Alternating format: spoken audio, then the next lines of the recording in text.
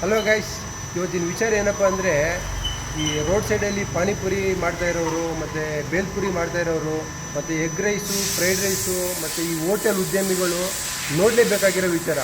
ಏನಪ್ಪ ವಿಚಾರ ಅಂದರೆ ಬನ್ನಿ ತಿಳ್ಕೊಳ್ಳೋಣ. ಆ್ಯಕ್ಚುಲಿ ನೋಡಿ, ಇವಾಗ ವಾರ್ ನಡೀತಾ ಇರೋದ್ರಿಂದ LPG ಗ್ಯಾಸು ಮತ್ತು ಅದ್ರದ್ದೆಲ್ಲ ನಿಮಗೆ ಪ್ರೈಸು ಎಷ್ಟಾಗ್ಬಿಟ್ಟಿದೆ ನಿಮಗೆ ಗೊತ್ತೈತೆ. 2,000 to 2,500 ರೂಪಾಯಿ ನಿಮಗೆ LPG ಗ್ಯಾಸು ಬ್ಲ್ಯಾಕಲ್ಲಿ ಸಿಗ್ತಾಯಿತ್ತಲ್ವಾ. LPG ಗ್ಯಾಸು ಇಲ್ದಲೇ ಯಾವ ಥರ ಬಿಸ್ನೆಸ್ ಮಾಡ್ಬೋದು ಹೋಟೆಲ್ ಉದ್ಯಮಿಗಳು ಮತ್ತು ತಿರ್ಗಾ ರೋಡ್ ಸೈಡಲ್ಲಿ ಪಾನಿಪುರಿ, ಬೇಲ್ಪುರಿ ಮತ್ತು ಎಗ್ ರೈಸು, ಫ್ರೈಡ್ ರೈಸ್ ಮಾಡ್ತಾ ಇರೋರು ಯಾವ ಥರ ಬಿಸ್ನೆಸ್ ಮಾಡ್ಬೋದು ಅಂತ ಇವತ್ತು ಈ ವಿಡಿಯೋದಲ್ಲಿ ತಿಳ್ಕೊಳ್ಳೋಣ.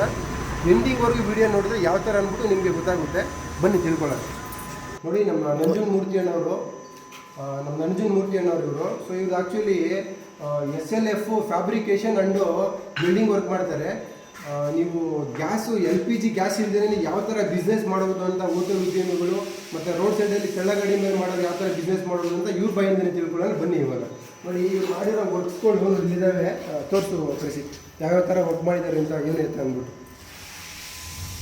ನೋಡಿ, ಇದೆಯಲ್ವಾ, ಇದು ಆ್ಯಕ್ಚುಲಿ ವುಡನ್ ಸ್ಟವ್ ಅಂದ್ಬಿಟ್ಟು ಇದ್ರ ಹೆಸರು.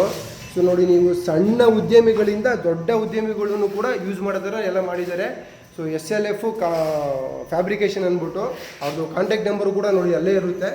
ಸೊ ನಿಮಗೆ ಯಾವ್ಯಾವ ಪ್ರೈಸಿಗೆ ಸಿಗುತ್ತೆ, ಯಾವ್ಯಾವ ಉದ್ಯಮಿಗಳು ಯಾವ್ಯಾವ ಥರ ಪರ್ಚೇಸ್ ಮಾಡ್ಬೋದು, ಎಷ್ಟೆಷ್ಟು ದೊಡ್ಡದನ್ನ ಪರ್ಚೇಸ್ ಮಾಡಬೇಕು ಅಂದ್ಬಿಟ್ಟು ನಾನು ಇವಾಗ ಹೇಳ್ಕೊಡ್ತೀನಿ.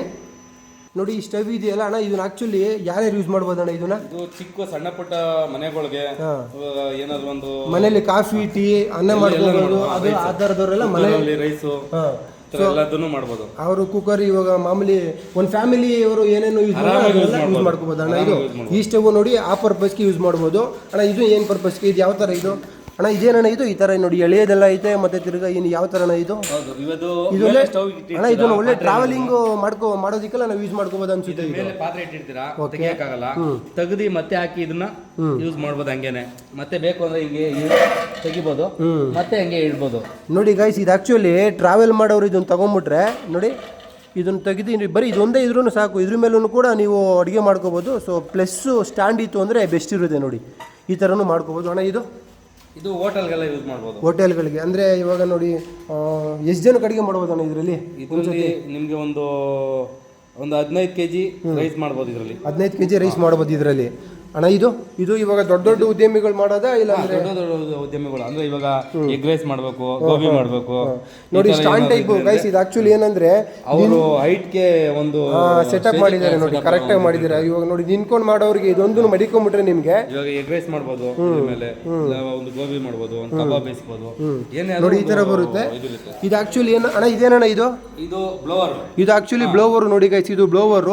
ಇದು ಬಂದ್ಬಿಟ್ಟು ಇಲ್ಲಿಂದ ಉಡನ್ನು ಕಟ್ಟು ಏನದು ಮರದ ಪೀಸ್ ಹಾಕಿದ್ರೆ ಇಲ್ಲಿಂದ, ಮತ್ತು ನೋಡಿ ಇಲ್ಲಿಂದ ಉರಿ ಬರುತ್ತೆ. ಮತ್ತು ಇದ್ರದ್ದು ಡಸ್ಟ್ ಇರುತ್ತಲ್ವ, ಇದು ಏನಂತೀವಿ, ಏನನ್ನೋದು ಬೂದಿ ತೆಗೆಯೋದಕ್ಕೆ ನೋಡಿ ಈ ಥರ ಮಾಡಿದ್ದಾರೆ. ಈ ಕಡೆ ನೋಡಿ, ಈ ಥರ 4 ಸ್ಟ್ಯಾಂಡ್ ಬರುತ್ತೆ ಗೈಸ್ ಇದು.